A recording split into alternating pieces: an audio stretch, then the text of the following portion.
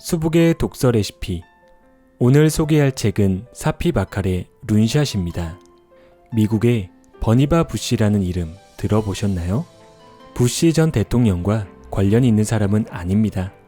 1940년 6월 12일 오후 4시 30분 부시는 백악관 대통령 집무실에서 루즈벨트를 만납니다.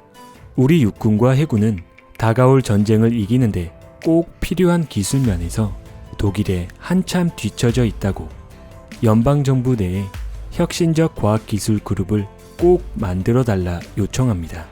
부시가 수장이 되어 대통령에게 직속으로 보고할 수 있는 체제로 말이죠. 한 장의 종이에 짧고 굵게 끄적인 제안서를 읽은 루즈벨트는 10분 만에 오케이 사인과 함께 프랭클린 델러노 루즈벨트라고 서명하는데요. 역사는 그로부터 시작이었습니다. 연구가 지속되던 찰나 1941년 12월 15일 승승장구하던 독일은 미국에게 선전포고를 합니다. 연합군은 독일의 유보트와 공중폭격기에 속수무책으로 당하고 있었어요.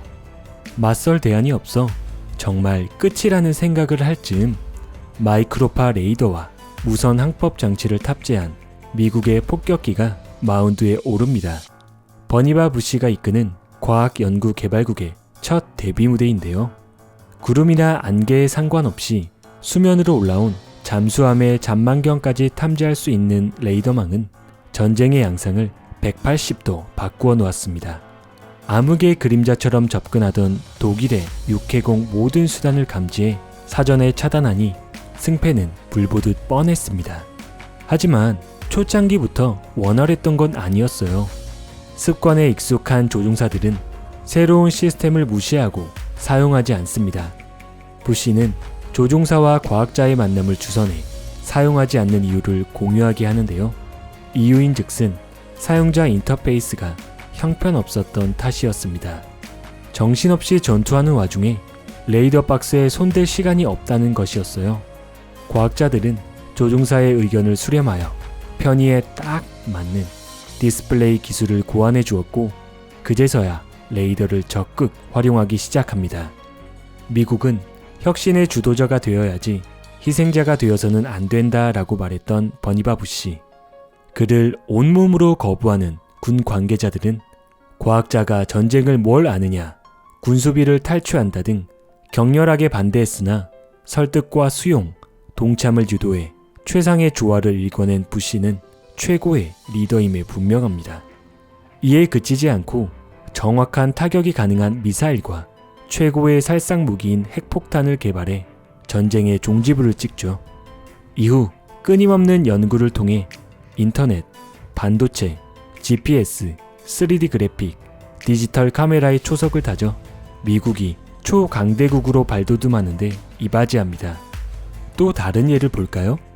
1907년 금융업자 모건은 벨 전화회사 경영권을 손에 넣은 후 회사명을 AT&T로 바꾸고 시어도어 베일을 새로운 책임자로 앉힙니다.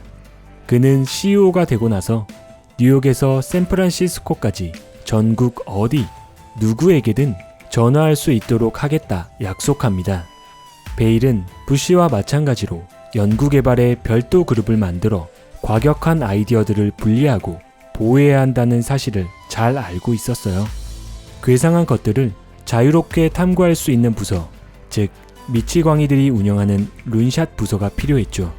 몇 년 뒤 그들은 현대전자기기의 전신인 세계 최초의 증폭기 진공관을 발명합니다. 인수 8년 차인 1915년 1월 25일에는 뉴욕에 있는 베일의 사무실 15층 회의실에서 샌프란시스코에 있는 사람과 통화하는 역사적 순간과 마주합니다.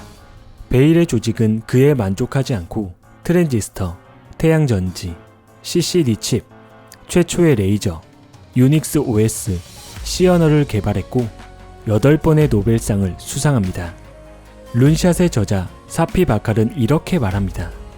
획기적인 아이디어는 언제나 놀랄 만큼 위태로운 처지에 있습니다. 회의주의와 불확실성이라는 기나긴 터널을 통과하는 동안 부서지고 방치되기 십상이죠. 제안자들은 종종 미친 자 취급을 받기도 하고 마냥 무시당하기 일쑤입니다. 혁신이 빛을 보기 위해서는 룬샷 그룹과 프랜차이즈 그룹을 철저히 분리해야 합니다. 쉽게 말해 부시와 베일이 창설한 연구소는 룬샷이고 기존 체제를 유지하던 군대와 핵심 부서는 프랜차이즈 그룹이 되는 거죠. 단 분리가 끝이 아닌 두 그룹 간 상호 협조와 피드백의 평등 관계를 유지하는 것이 무엇보다 중요합니다. 안타깝게도 대부분의 룬샷은 영영 기회를 잡지 못합니다. 노키아의 사례를 볼까요? 2000년대 초반 노키아는 지구상 스마트폰의 절반을 팔아치우며 유럽에서 가장 가치 있는 기업이 되었습니다. 2004년 신이 난 노키아의 엔지니어들은 완전히 새로운 종류의 전화기를 만듭니다. 인터넷이 가능하고 커다란 컬러 터치 스크린에 고해상도 카메라가 달린, 더불어 그에 어울리는 미친 아이디어 하나를 더 제안하죠. 바로 온라인 앱스토어를 만들자는 것. 그러나 기업의 지도부는 이 두 가지 아이디어 모두를 깔끔하게 묻어버립니다. 그로부터 약 3년 뒤 엔지니어들은 자신의 아이디어가 샌프란시스코를 무대로 구체화되는 것을 목격합니다. 모두가 아는 애플의 스티브 잡스가 아이폰을 공개한 것이죠. 2013년 적자에 허덕이던 노키아는 모바일 사업 부분을 매각할 수밖에 없었습니다. 위험성이 높고 가능성이 낮아 보이는 초기 단계의 아이디어를 개발하는 사람은 조직 내에서 이미 성공하여 꾸준히 성과를 보이는 이들로부터 공격받지 않아야 합니다. 초창기 아이디어를 보호해주는 단단한 보호막이 없다면 그 어떤 생각도 곧 폐기되거나 묻히고 말죠. 업종을 막론하고 강력한 프랜차이즈만을 중시하는 리더들은 자잘한 허점을 집어내 초기 단계의 프로젝트를 완전히 묵살하는 게 일상입니다. 버니바 부시와 베일은 알았던 겁니다. 리더의 궁극적 역할은 룬샷과 프랜차이즈 사이의 균형과 소통을 관리하는 것임을, 그리고 편애에 따른 한쪽의 희생만을 강요한다면 전체의 균형이 깨진다는 논리를 말이죠. 무엇보다 중요한 것이 하나 더 있는데요. 바로 모세의 함정입니다. 쉽게 말해 룬샷과 프랜차이즈의 적절한 조율이 낳은 선택이 아닌 리더의 뜻에 일방적으로 정해짐을 일컫습니다. 종이와 인쇄술은 유럽보다 수백 년 앞서 중국에서 먼저 나타납니다. 자기 나침반, 화약, 대포, 크랭크축, 굴착, 주철, 지폐, 정교한 천문대도 모두 중국이 먼저였어요.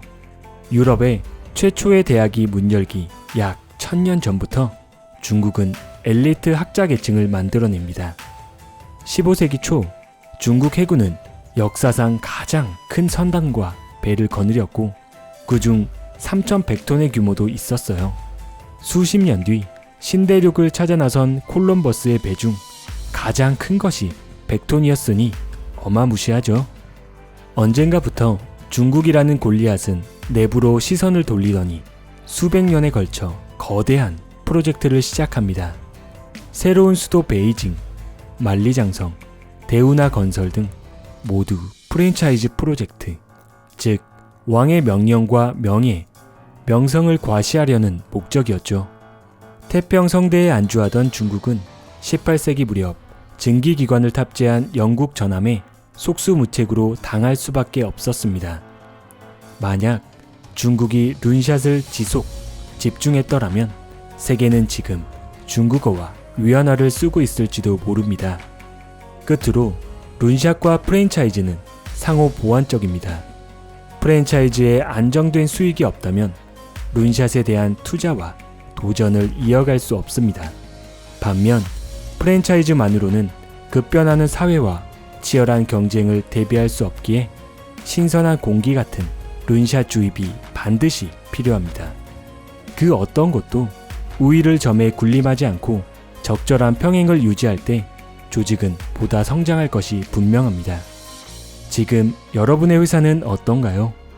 두 그룹이 잘 분리되어 공존하고 있나요? 혹시 리더의 일방적 결정에 따른 모세의 함정에 빠져 허덕이고 있진 않나요? 수북의 독서 레시피 샤피 바칼의 룬샷이었습니다.